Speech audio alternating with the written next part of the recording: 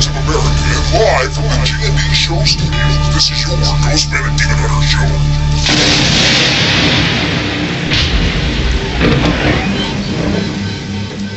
Doesn't that sound exciting to you?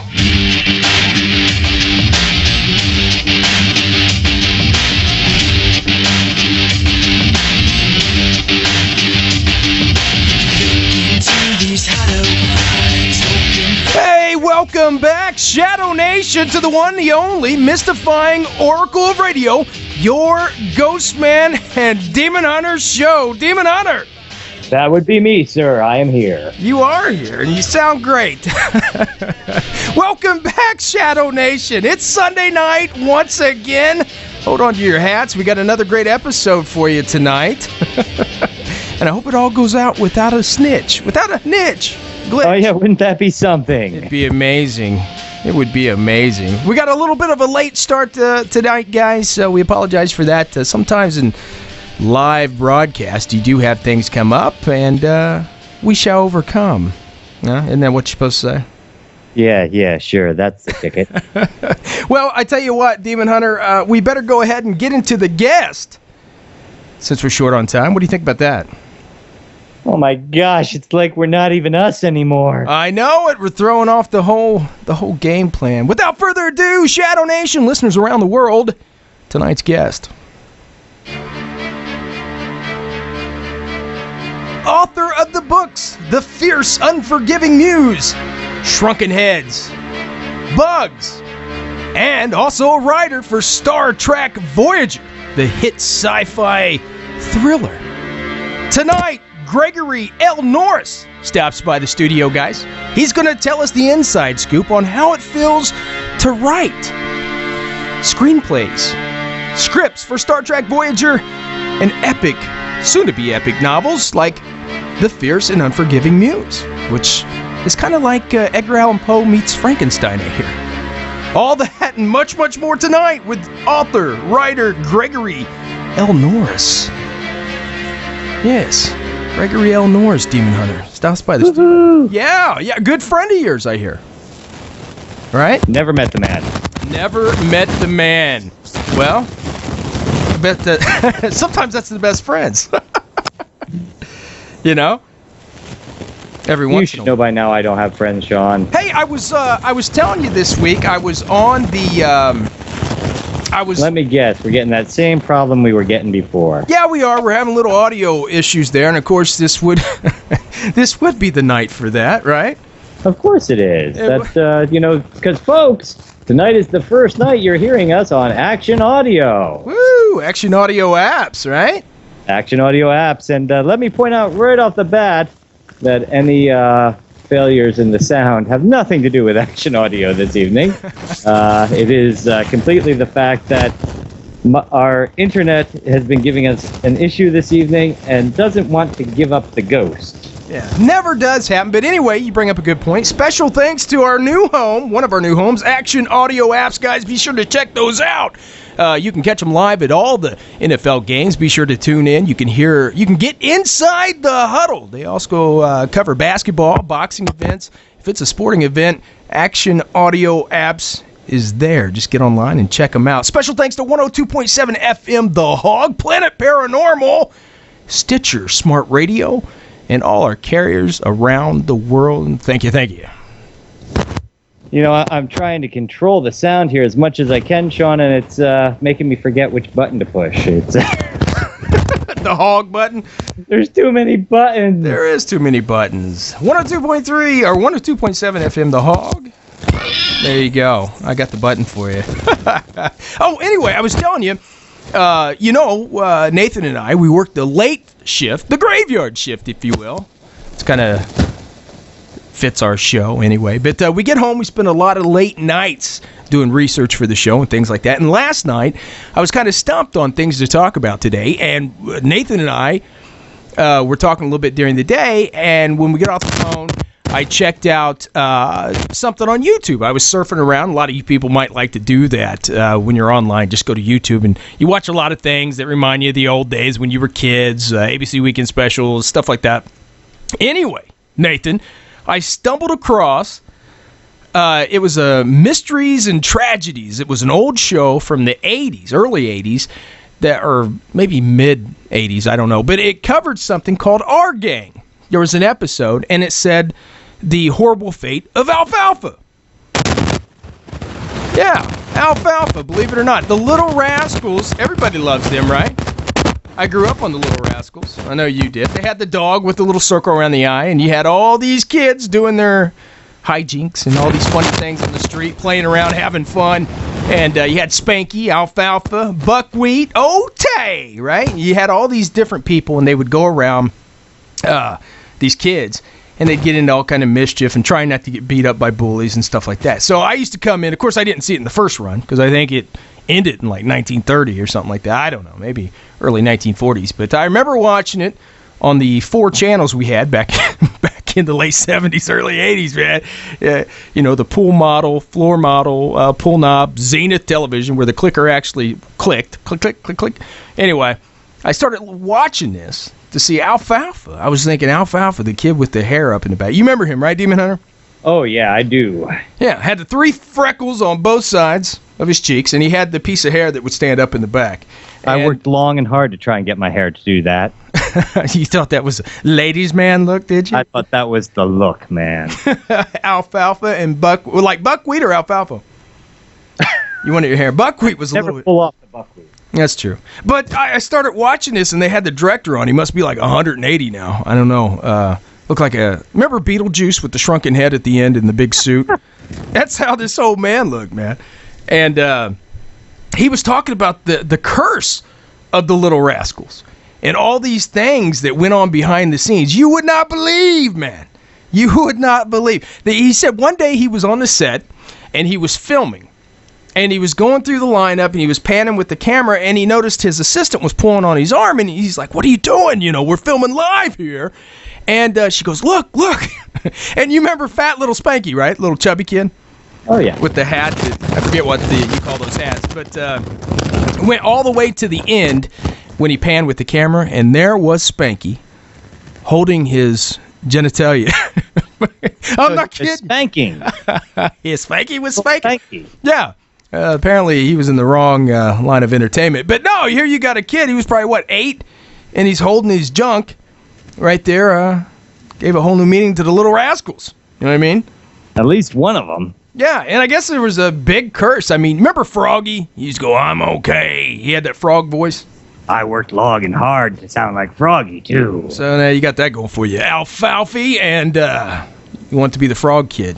Well, that's good. Anyway, he was riding his bicycle, I guess, with a pal delivering newspapers, and a milk truck ran them both over and killed him instantly.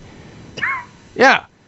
And I guess the big one that you wouldn't even imagine was Alfalfa. They had whatever cast of the Little Rascals was on still alive, and they were talking about on the set. I guess Alfalfa was a little horror. He would run around and he just horrified the people. I guess he would touch. Oh, horrified! I thought you said a little Oh, no. No, you can't say that. Anyway, horrified.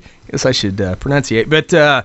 Yeah, he ran around. He'd grab the little girls' dresses and pull on them and pull them up and stuff like that. And the directors tried to, correct him all the time. And I guess his folks, they said he was troubled. The way he came to be in the Little Rascals is his mom and dad brought him to the studio, Helmsley Studios or whatever. And I guess they couldn't get in. But at the very front was a little cafeteria where all the directors and stuff like that would come by. Maybe we need to check that out.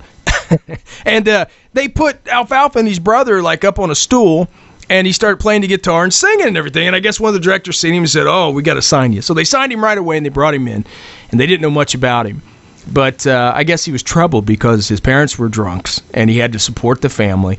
So he was kind of like a man in a little body, and he was thrown in the mix with the rest of these kids. Anyway, they said him and Buckwheat, which was a young black child. Apparently he wasn't American. Yeah, apparently he wasn't too African American, right? And apparently he wasn't too fond of him, and he used to put firecrackers down his pants. Yeah. I think I saw that episode. Yeah, but he really did in real life. And he said the parents would come to the studio to watch some live filming, and I guess Alfalfa did all kinds of stuff to him, fireworks and like sawed off the end of the benches for it would fall down. Stuff that you would actually see in the movie he did, and it hurt people, you know? He wouldn't go to school. They had to do 3 hours of school, I guess, a day on the set. And they were talking about how child actors are all washed up at like age 12 and stuff. Anyway. And then they can't spell or do math because they only went to school for 3 hours a day. Mm-hmm. And they don't get residuals. You believe that? We know how that feels. Yeah. Should have never signed that. Always read, folks. No, but I guess the dog. Remember the dog with the circle around his eye? What was his name? You remember? Well, why do you do this to me, Sean? Always throw these things on me Speck last or second. Growler or Petey or something like that. That was it, Petey. Well, Petey was poisoned to death on the set and died. Did anybody know where Alfalfa was at that time? Alfalfa? All they seen was a hair sticking up, I guess. No. Nobody could prove that Alfalfa did it. But I guess when he grew up to be a man, he tried to do some stuff and try to be cute like he did when he was younger. It didn't work. Hollywood spit him out. And apparently he got into hunting. And he had lost the guy's dog.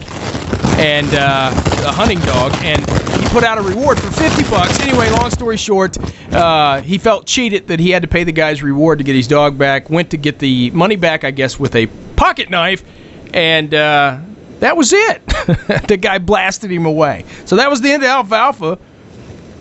And, yeah, a lot of people, I guess Spanky lived to be old. Passed out in his bedroom dead. So a lot of them made it to 80, but not all of them. I mean, a lot of them, like Darla, I guess she had a bad go, and it was like all of them had cancer. I just thought, wow, the Little Rascals, who would have thought, you know? It's always the quiet, dangerous, firecracker pulling monster of children that you should suspect. We should. In fact, if there's a child in the room, it's his fault. From now on, when I watch those murder mystery television shows, if there's a child anywhere within the sight of the place, it was obviously the child. Absolutely. That's it. Kids are mean. Dude, just leave. Ugh. You have children. Come on, admit it. I have Aren't they plotting to kill you? They are, in my sleep. And sometimes they're not that kind, Sean. They're not that kind. They want to see my face. Ah, the kids. What are you going to do? Good kids. Anyway, that's the legend of the Little Rascals. I thought it was funny. That's why we love legends here, Sean. We just love them, don't we? We do. I found out another thing about it. Apparently there was in Mobile, Alabama, there's a whole community, and this has been in the news for the last couple years. There's a whole community that has, they believe there is a leprechaun that comes out at night in the tree. Have you heard about this? I've not heard about the leprechaun in the tree in Alabama. Yeah, in Mobile, Alabama, there's a whole, I think it's called Crichton community. You guys can look it up online. And they think it's a leprechaun. The kids have seen it, everything. And they were down there interviewing the guy on news, or interviewing the community. And there was a guy across the street, older African-American man, and he came out and he was hollering to the news crew. He's like, don't be afraid. And they're saying, what are you talking about, dude? And he comes up to him and says, I have a flute because my great-grandfather was Irish. He said, my grandfather gave me, it's a leprechaun catching a leprechaun flute. It's for the purpose of catching one. And it looked like I don't know. I always like when the title of an object is so descriptive. Looked like a crack pipe that had some holes drilled in it. But they had pictures of him like dancing around in the park and blowing the flute and everything. They got a description of it. Somebody did a artist rendition of the thing, and it looked like looked like just a sunshine maybe with a leprechaun hat on, or a flying saucer or something. I don't know. Oh my gosh. So leprechauns could. Well, don't you remember a couple years back in Argentina, they seen that gnome. Remember, they had the video and supposedly alleged gnome. So there was a gnome traveling around a lot at that time. We all saw him on television. Yeah. He was getting his picture taken everywhere. Yeah, and of course, Argentina has that real lenient drug law. Yeah? Maybe he traveled that way to See what he could score. I don't know. Demon Hunter, what do you say we go to the news? If you smoke me, you'll see leprechauns. Yes, and Lucky Charms. The news. You'll never get my You'll never get my Lucky Charms in the news. Da, da, da. Yes, absolutely. News is always fun and exciting. Hey guys, strange news this week. G&D Show presses. It's always fresh. It's always exciting. A little strange and weird. And it starts right Now. Oh, I like that. I do like it. Well, all I can do is like wait for my chance to speak and jump on the mic and then turn myself off here so it doesn't ruin everything, Sean. Right. Well, we're a little rushed tonight because we lost that 30 minutes, guys. But we will make that up to you. We promise. We promise. Or we kind of promise. Anyway, first up to bat tonight, G&D Show news. Generous Turtle Boy has gone through Shell and back. Huh? Hey, Sean, before we get going, let's remind people that this is Ghostman and Demon Hunter in the news. That means, folks, Sean and I pick these news stories, weird news stories, out of the paper, and then read them without... oh, man. See, I even messed that up. Have a drink, folks. This is where we get into this. Sean and I pull the news stories out of the paper without reading them in advance. We choose them only by the title, which means we're going to make a lot of mistakes. Every time we make a mistake, you take a drink. That's the G&D drinking game. We remind you that if you will be driving your car or are driving your car right now, listening to us on 102.7 The Hog or on your app at Action Audio Apps, don't play the G&D drinking game. Also, if you're planning to do anything important like talk to a loved one this evening, listen responsibly. Are you done? Are you finished? I'm done. People must have taken 3 or 4 drinks just during that introduction. That's it. Hey, Generous Turtle Boy has gone through Shell and back. This is a heartwarming story, Demon Hunter. Comes out of our friends from the Huffington Post, the writer Andy Campbell. Thanks, Andy. We appreciate it. Gives us a lot of good stuff. Anyway, an 8-year-old Colombian boy got a new lease on life 3 years ago when his gigantic mole that accounted for 20% of his body weight was surgically removed, Demon Hunter. Oh, my. Yeah. Now, Diddler Moltovo, drink up, guys, who was labeled Turtle Boy when the shell-like growth on his back made headlines. He's helping other kids affected by the rare condition. Demon Hunter.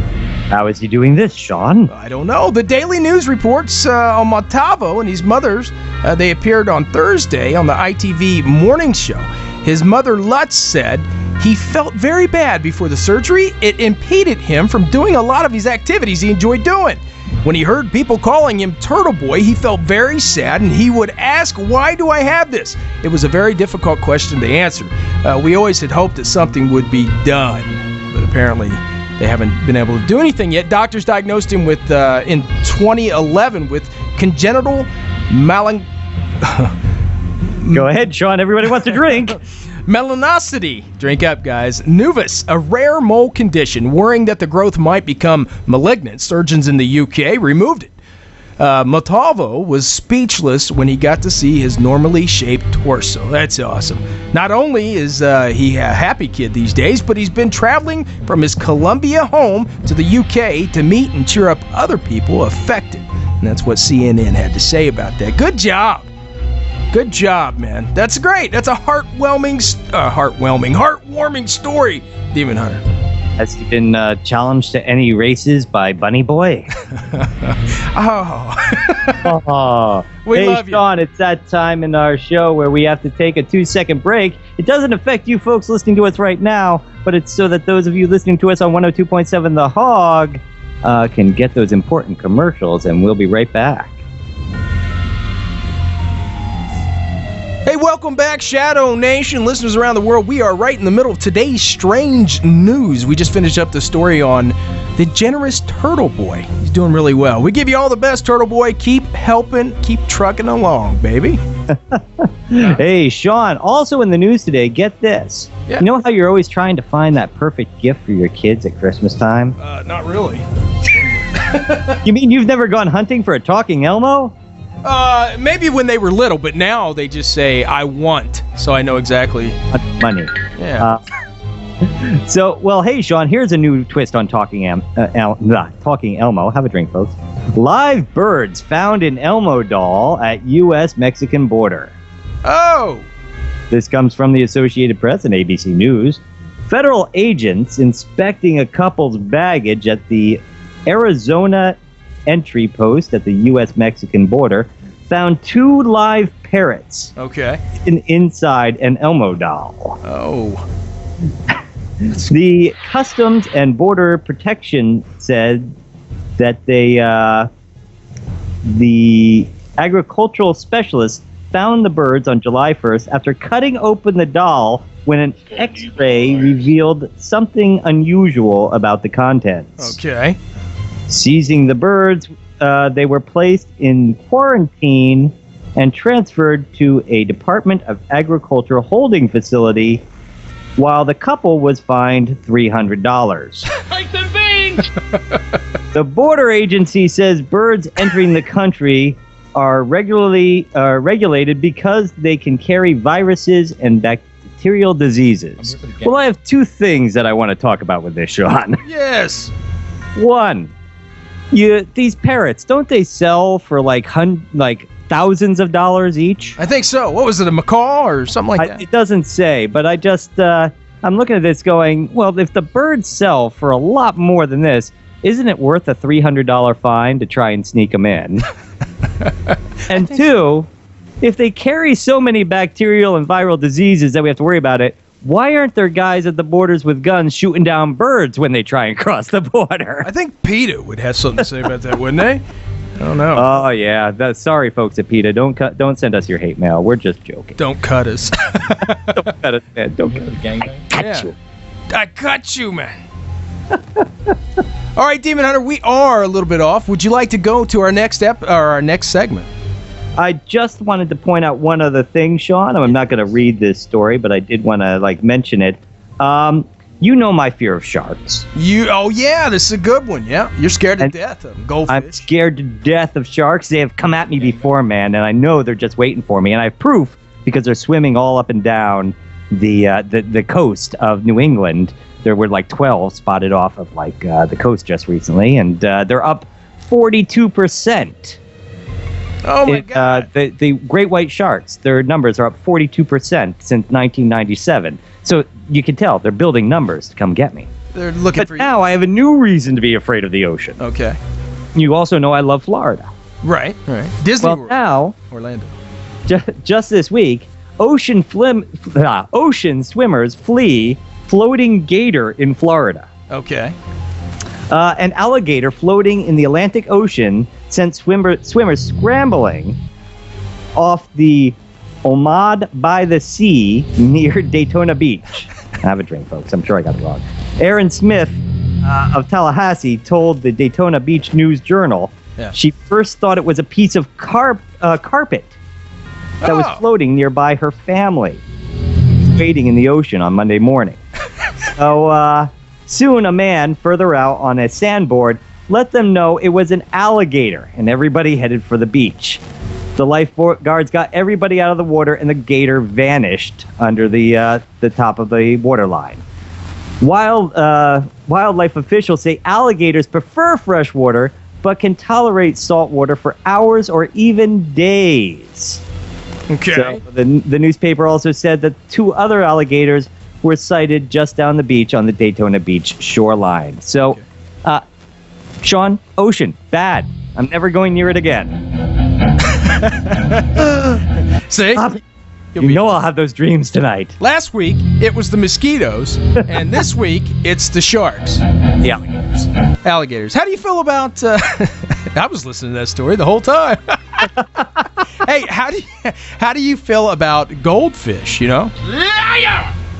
I think that they're carp, and carp are mean and nasty. See? The ones with the big eyes. Yeah. What's the name between the regular goldfish and the ones with the big eyes? About $300. There you go. Liar! Exactly. Demon Hunter! Yes, sir. Listeners around the world, our next segment. Dun, dun, dun. Dun, dun, dun. Wait. Our next segment is a G&D original segment. That means Nathan and I came up with it, where each week we tour the United States for you guys to bring you the new legends, to find out if there's fact or myth. Well, I guess myth, Either way. legend. Yeah, either way. From the Michigan Dog Man to the Lizard Man, to the Frog Man, to the Beast of Bray Road. This week's legend is Helltown, Ohio. Oh, yeah, we got to put that in there. Ohio. Hey, man, this is a cool place. It's been popping up all over the internet lately. So I've seen, especially on your website, Yeah, Sean, well, which is why we chose this legend this week. Well, yeah, I put it up because it's so close to home. Of course, I am out here in Indianapolis, Indiana, and you can get to Ohio in about, 2 hours from here. But apparently Helltown, Demon Hunter, is an abandoned town. It has a cemetery. This is where we're going to start. It has an old cemetery, and it says that if you go out there at night, of course, you can see ghosts. I mean, you can see one sitting on a bench, apparently them dancing in the trees, all kinds of ghost stories. Apparently there's an old church. Of course, get ready for this one, guys. Satan worshippers. Yeah, with upside-down black crosses hanging in the church, which I'm thinking young vandals, perhaps. But the town's mostly, it's been abandoned. There's some people who live on the outskirts of it. Most roads, all roads are closed there. And they warn adventure seekers to please not apply. Don't go out there. Of course, with the signs of graffiti and everything all over the place, I'm not thinking people listen too well. Yeah, I think people have been casting those warnings aside, Sean. Yeah, well, they talk about monsters out there, Demon Hunter. Legends of from Bigfoot to reptilian creatures, aliens, and demons, ghosts and goblins. You name mostly ghosts and goblins. Wait, reptilians? Are you saying that this is where the subterranean reptilian overlords have their secret base hidden underneath? I thought that was out in New Mexico. That was Dulles. Dulles has nothing on Helltown. Who knows? There could be a layered underground base. Come on. Who was that? We had a Dr. David Jacobs. Yes. Yeah, he came on, the UFO regression therapist guys, and professor at Temple University came on and talked about these underground bases and abduction and everything else. So who knows what drives this place? But they did talk that there was a cat that went out there from a paranormal group, apparently investigating these legends, and he talked to some townspeople and talked to this old lady. She was like 190. She said she lived there a long time and never seen any ghost, never seen any hellhounds. That was another legend out there. Never seen any Sasquatch or anything like that. So I'm thinking, well, what do you think, Demon Hunter? Myth or fact? Well, me and the thought of ghost town, Sean, I am a firm believer in that when the money dries up, the people move away. And when the people move away, the stories start. Yeah, I think so. I grew up on a 200-year-old farm. Were there some scary things that went on there? Yeah. But after I moved away and then moved back years later, I went down to the old farmhouse I grew up in, and there were pentagrams drawn on it and, all sorts of scary things. And legends had started about this house that I grew up in. And it's like, I lived there most of my life, guys. None of that's true. And they're like, no, it's true. Maybe you're the Jersey Devil. Apparently, my father had cut my head off and buried me in the backyard somewhere, and my ghost rose up on every full moon. I never knew that. We need to get our resident crypto man in here, cryptozoologist Jim Snell. Ooh, yeah, maybe he could check it out. Yeah, he could check it out for us. Go down there and do some field reporting. But I'm thinking if we go down, Demon Hunter, we'll just be sitting a lot in the car, watching bunny rabbits and vacant homes. Oh, I do like one good witness before we actually go to a location to check it out. I do too. Anyway, guys, Hell's Town. Be sure to check it out. Be careful if you check it out. Don't check it out. Don't check it out, folks. If you get arrested, don't tell them the Ghost Man and Demon Hunter sent you. That's it. Demon Hunter, we got to go to break. But before that, tonight's guest. Dun, dun, dun. Tonight's guest, guys, writer for the hit series Star Trek Voyager, author, the fierce and unforgiving muse, Shrunken Heads, Bugs, and much, much more. Author-writer Gregory L. Buggs stops by studio tonight. It's going to be a good one, Demon Hunter. How many times do you get to go inside the head of somebody who writes for an epic show like Star Trek Voyager?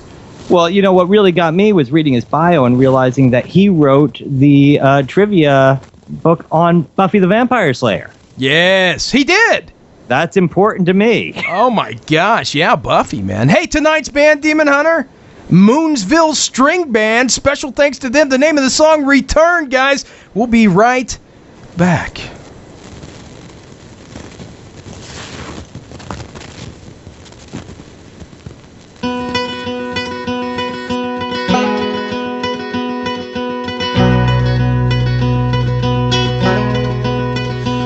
you walk by the fountain, does your mind drift away? Do you stop to wonder, where am I? How am I these days? I never really cried over you. I pondered in sorrow, it's true, but my heart never sojourned. All this time I lived in hope you'd return.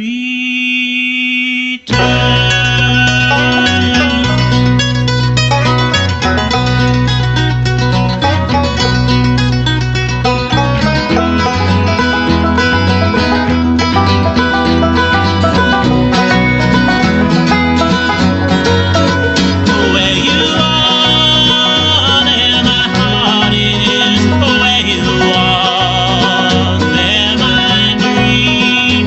What a sweet imagination. So now you know nothing's as it seems. I never really cried over you. I pondered in sorrow, it's true, but my heart never sojourned. All this time I lived in hope you'd return.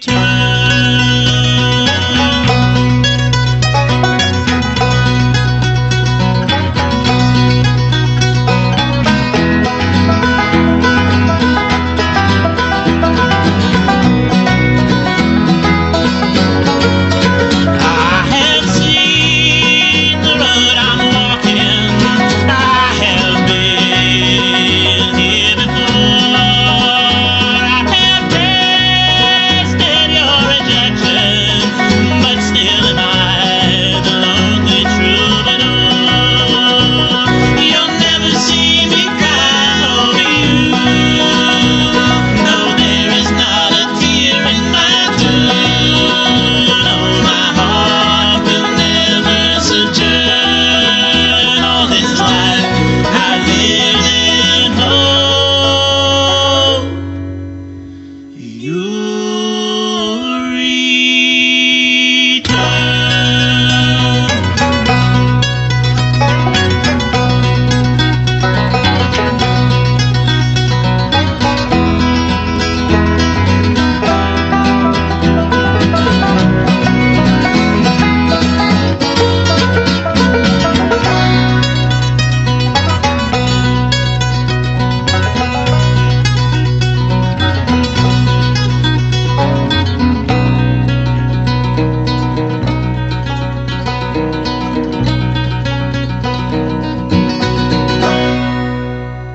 Hello there, it's Sven Gooley, your favorite horror host on MeTV Indianapolis, Saturday nights at 10 p.m. And right now, you're joining me listening to Ghost Man and Demon Hunter. Where else?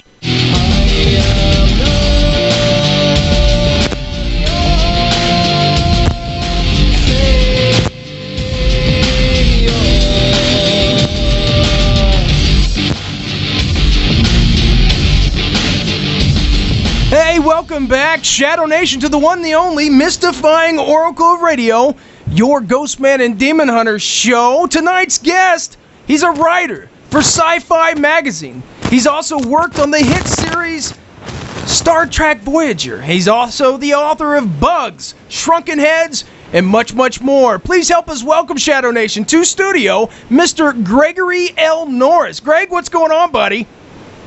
Just sitting here looking forward to speaking with you guys. Thank you for having me on. You bet. Hey, thanks for coming on, man. It's hardly, we do, but I think this is the first person we've had that actually has written scripts or written material for, television shows like Star Trek Voyager. So thanks for letting us get in your head tonight. Oh, well, it's a scary place, but if you want to play, let's do it. Well, Sean, you say that, but we did reality TV show, and according to everybody who watched us, we were scripted.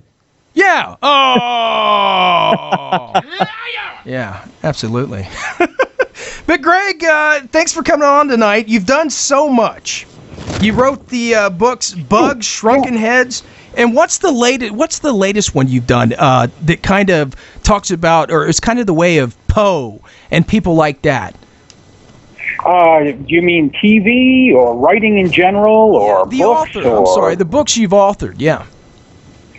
Recently, let me see. I just started work on this big novella collection called Tales from the Robot Graveyard. Yes. And I have this thing. I mean, I love robots. I grew up, with TV shows like Lost in Space that had the robot on it.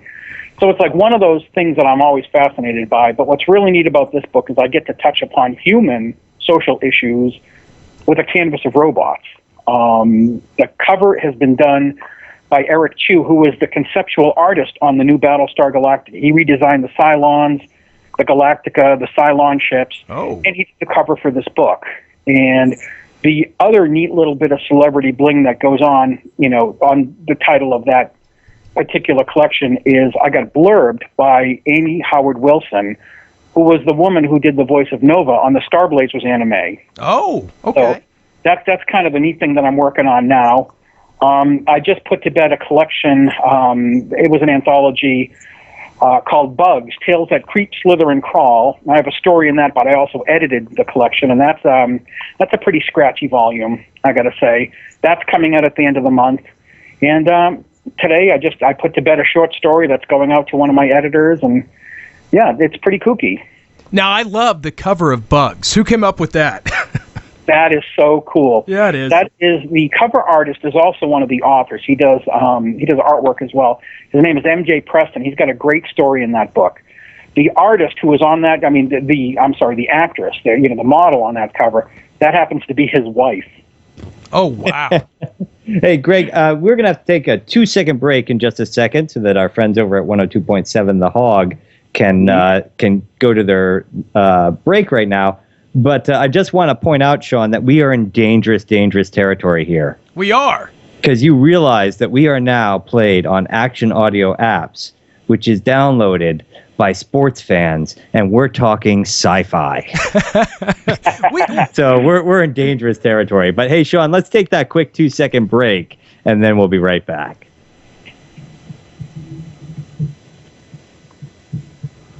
Okay. Hey, welcome back, Shadow Nation. This is your Mystifying Oracle Radio, and we are interviewing tonight Gregory L. Norris, author and writer. Greg, sorry about that break. Hey, that's cool. We were so off our... I wrote sports for 15 years for a magazine. I went to the X Games. I went to, Fenway Park. You would not believe the amount of stories that I covered. Fenway. So maybe that might soften the blow a little. See? I was going to say, Demon Hunter, about the sci-fi. For a long time, I've been Indiana Pacers Colts blue, baby, through and through. Yeah, I know. Every time the Colts go to the Super Bowl, we don't have a show. Yeah, which would be very few. Yeah, don't wait on that, guys. But maybe this year, who knows? But anyway, we are talking to author and writer Gregory L. Norris. Greg, I was looking at the cover for The Fierce and the Unforgiving Muse, and I think your description of that book was kind of like short stories with like Poe kind of feel to them. A little bit of everything. One of the things that I love to do is to write horror stories and ghost stories, but I love it when I can do sort of like that gothic literary bent. And a lot of those stories that are in that massive book, that book weighs in, it's like 400 pages. I think it was 200,000 words, which is pretty significant. Right. You could kill a zombie with that book. That's how big it is. And we're always looking for things that can kill zombies on this show. Yeah, so, it's a good weapon, or I hope a good read. But what I tried to do with that book was to do a greatest hits collection.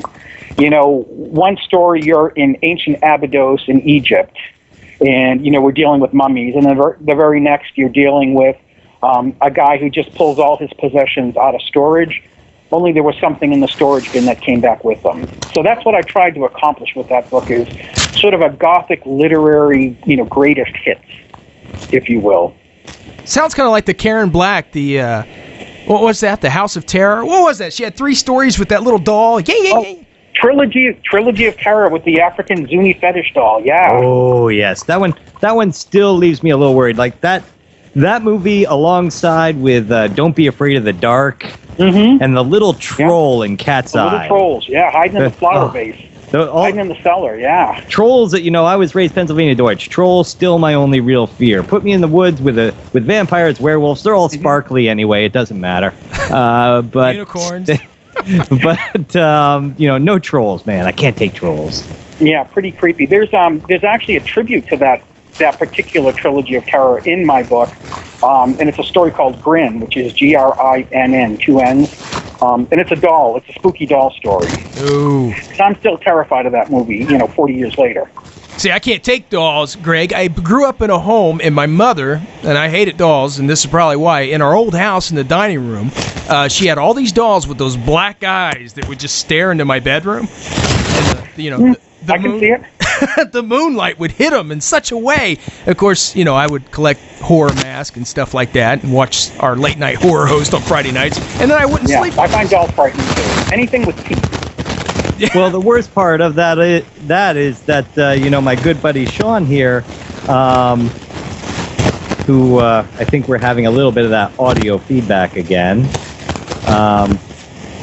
My good buddy Sean here hates dolls so much that for my birthday a few years back, sent me one as a gift. Ooh. Hideous. Oh yeah. It was a haunted doll, Greg. I got off eBay. It does not really. No. Yeah, I said it was a haunted doll. I saw that you guys had Svengoolie on last week. You have no idea. Just catapulted me into the stratosphere. We love him. We watch him every week here on MeTV. Yeah. We think he is pretty darn cool. Svengoolie! Oh, yeah. Svengoolie! Yeah, Rich was awesome. He's made me, almost pee the bed a few times from laughing on a Saturday night. We was talking about that. He captures that old school feel from when we were growing up, Greg. Yeah, it's like Creature Double Feature mixed with Benny Hill. Yeah. Hey, is that what you tried to do with a lot of your books? Like, let's back up. When you were growing up, and clearly you grew up on scary movies and stuff, is that what has inspired the man? Well, one of the things, that I absolutely love is a good Creature Double Feature. Oh, yeah. I grew up in Windham, New Hampshire, strange little town, tiny little house on a lake, surrounded by woods. Wasn't a lot to do, so on every Saturday afternoon, as soon as, the Creature Double Feature came on, I was camped out in front of the TV with the rabbit ears. So I love that stuff, and, and it does play into a lot of what I work on to this day. A lot of my stories are modern retellings of those classic stories, but with a little bit of a literary kick. Right. So, yeah, I love that stuff. Love it. Well, let's hit on a little bit of the sci-fi here, Sean. Yeah. Yes. Because being sci-fi fans and myself being a huge Star Trek fan, I have one big question for Greg. Oh, go for it. And that's, writing a Star Trek Voyager episode, and you wrote no nude scenes in for 7 of 9. All right, here's the 7 of 9 thing. Throughout the 7 years that Voyager was on air, for 6 of them, my very good friend, Laura Van Vliet and I, we covered that show for the Sci-Fi Channel magazine and the various imprints that the Sci-Fi Channel had in different, newsstand magazines.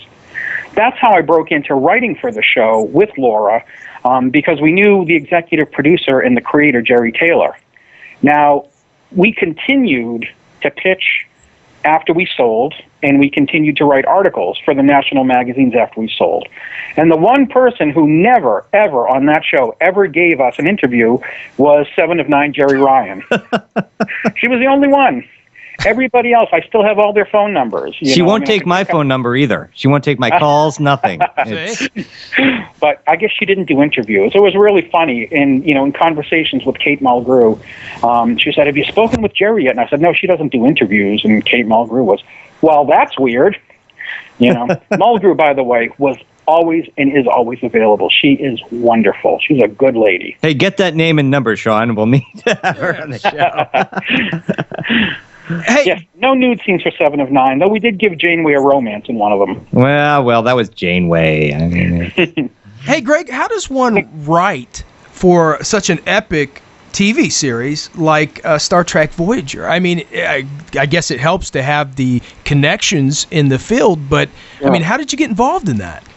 Well, here's an interesting thing. When you first start out, you get vetted into the pitching pool. Somebody, believes enough in your writing to say, oh, okay, we'll take pitches from you. It's not often done in television. Paramount and the Star Trek franchise did that. It was a real rarity. And, one day, got on the phone to speak with Jerry Taylor about, something, and said, by the way, I've got an excellent idea. I'd love to pitch it to you. She liked what we had already written in the magazine. She gave us a shot. I think we ended up pitching about 150 ideas, of which they took 2.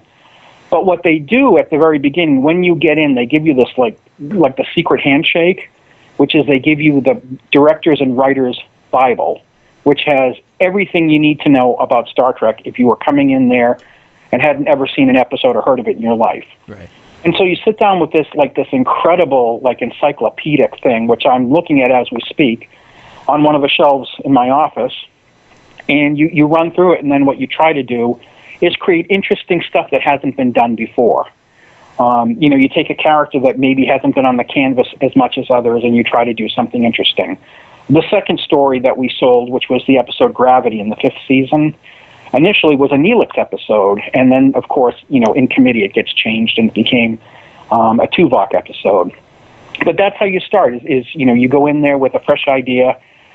When you're doing it in person, you pull your chair right up to the desk, you cross your legs, sit back confidently, and you tell your story. And that's what we did. Well, I think I know why Paramount, allowed pitching. I used last year, Sean and I made friends with Jake Jacobson, who was a former bigwig in Paramount. And he said one day somebody came into his office and pitched a show, and they said, it's about a bartender who's a former baseball player, but lost everything because he was an alcoholic, and now he owns a bar.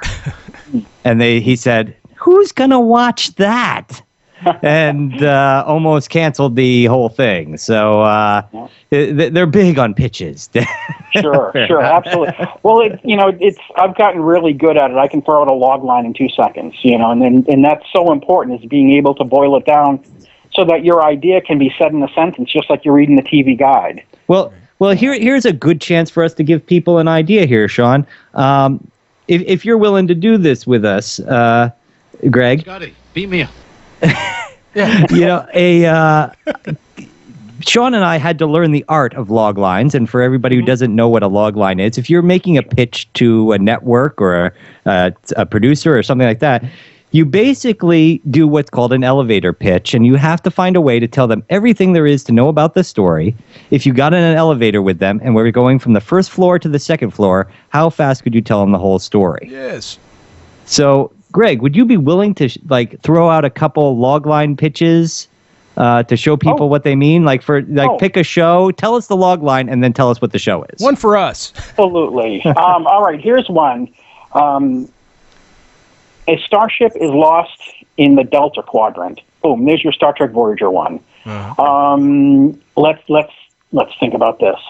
Okay, the last surviving battleship of a dying race tries to lead humanity across the universe to safety. There's Battlestar Galactica.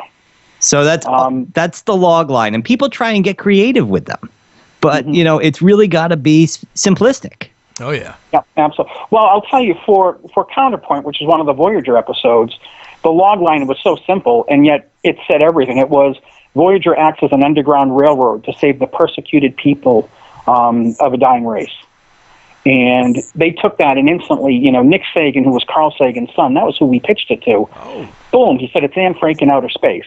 Now, it's funny, we had said that, between us, but never said that during the pitch, and then, he said it, and I knew that they were going to hire us to do the episode. So, once you have that sort of the light goes off, you just really know. I guess I was always curious because Nathan and I came together and we were discussing about writing a book and everything, some short stories or kind of some of the stuff we've done by traveling around with the legends and things we've done over the, I don't know, Demon Hunter, the last 10 years we've been doing it together. Yeah. And I don't know, and Nathan does. Nathan knows a lot more. So this is for me, Greg. I don't ever know where to jump in. So my hat goes off to you. I don't even know where to start. I'll start writing something, and my mind will wander, and I'll say, well, I don't have enough to do a story, you know? Well, I bet you do. I mean, the thing to do is to put fingers to keyboard, pen to page, and just start, because whatever comes out, you can always edit it afterwards. You know, I spent today sitting here. I mean, it's like 4,000 degrees in the shade here. And I spent the day out on my sun porch with the fan going and wrote 20 pages of a short story and brought it to its conclusion. And, you know, just dove in where it needed to start and got out when it was done. You know, your stories have to have a beginning, a middle, and an end. If you know the beginning and you know the end, it's just a matter of making the middle interesting. Yeah, absolutely. It's that whole middle part that I got a problem with. I'm real good on the start and finish. It's the content. Well, see, you're two-thirds of the way there, Sean. There are two schools of thought with writing. You know, if you're writing fiction, there's pantsers, which write by the seat of their pants, and there's people who outline. And, you know, most of us end up doing a little bit of both all the time. I usually have an outline, then throw it away, and write by the seat of my pants. There you go. Try whatever works, and whatever works that's the right answer. When you're writing those short stories for horror, like the Fierce and Unforgiving Muse book that you wrote, how do you, is that stuff from your childhood that you might have feared at one time, or a movie you've seen? How does that work? Oh, it's everything. It's you know, for instance, let me give you one. I was in New York City at a hotel, which I won't name, and the hotel, they were horrible. They were absolutely horrible. I was there to do a reading, and, you know, finally got up to my room and finally got settled. There was no hot water. This is a 5-star, 4-star big hotel in New York City. Oh. And while I was in there, like, trying to decompress before I went to do the reading, the maid was walking up and down the hallway, and I could hear her. And she was doing this prayer in Spanish, and I thought, is this place haunted? Like, is there really someone out there? So I was watching her through the keyhole.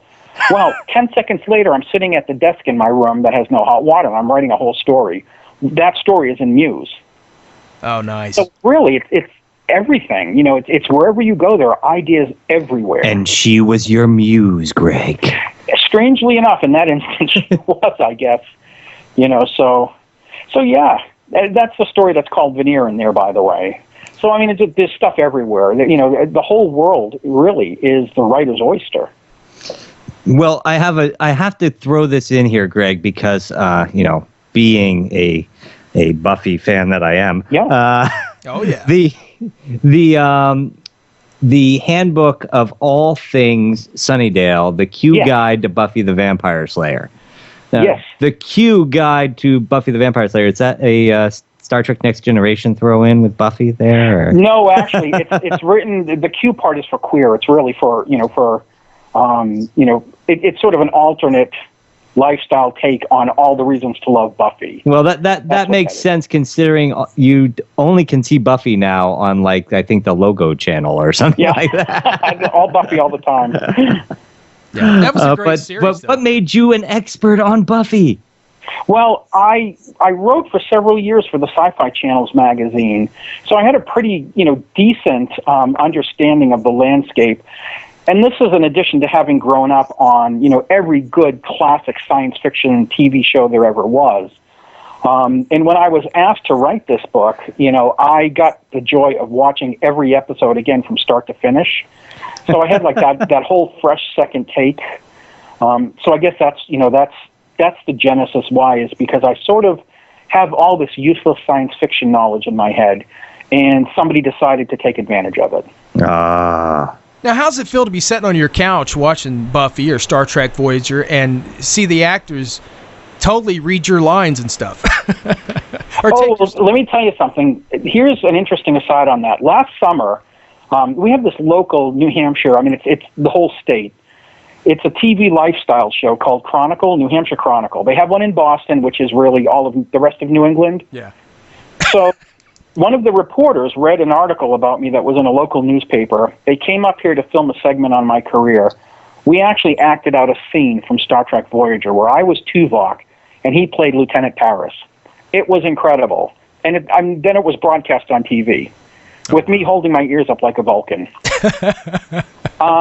When Tom Paris says it looks like we fell into a gravity well, that was from a dream that I had the night before a pitch. that pitch was written, I mean, on the spot, on your way out the door, and it happened to be one that they absolutely loved. So let me tell you, that was really overwhelming. Now, another neat thing is, over the winter, I wrote a screenplay for a horror feature film called Brutal Colors. Oh. That movie wrapped in June and is now this week is the rough cut stage. I cannot wait. I mean, I absolutely cannot wait to see, what that result is, because it's a real horrifying movie, and it's my first feature film.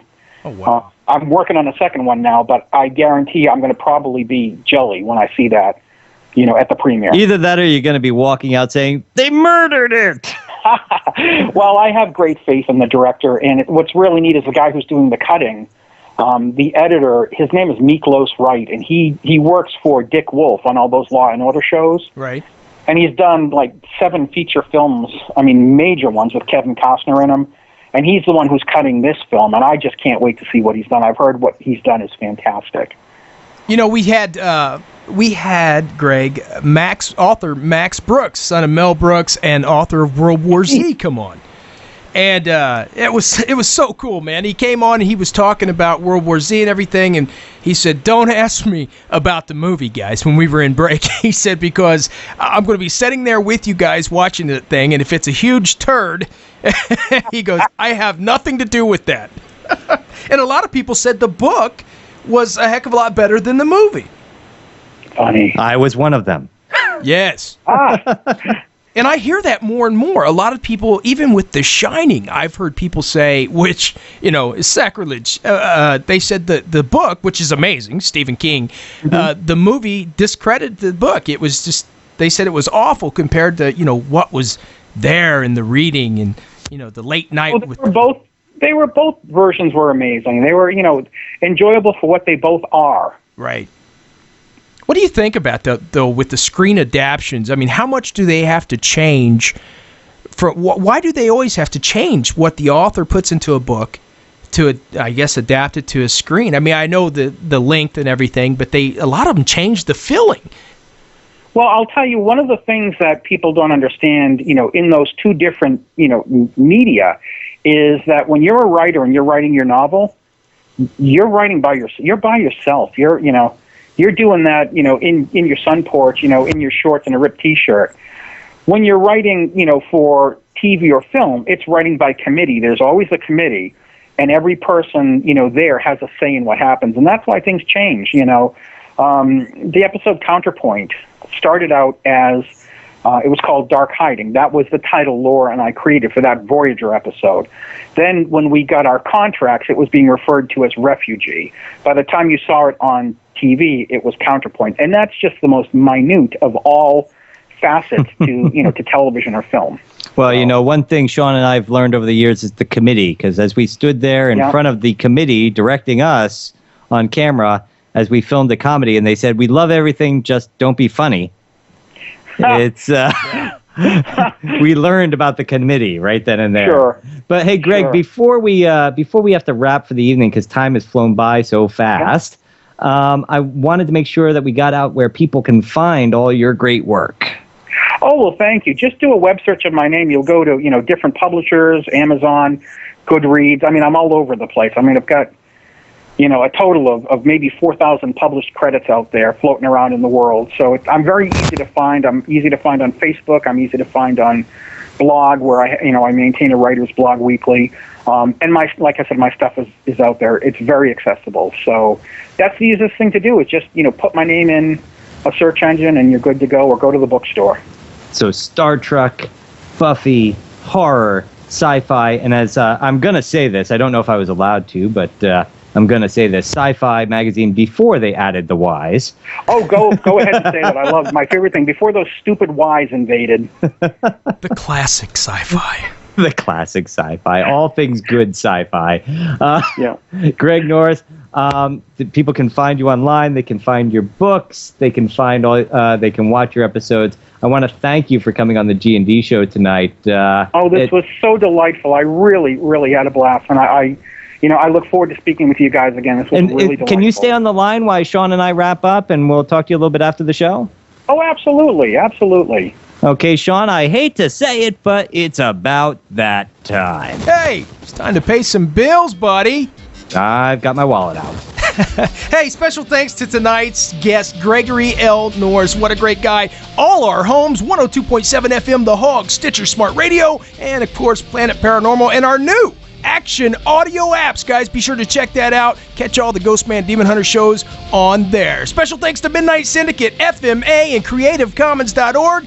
Thanks for the tunes. Oh, and special thanks to tonight's band, Moonsville String Band. Yeah, they were really good. Hey, from the haunted back roads of America, this has been another G&D exclusive interview. Don't go changing America. You know we won't. Demon Hunter. Because we love you. Night, guys.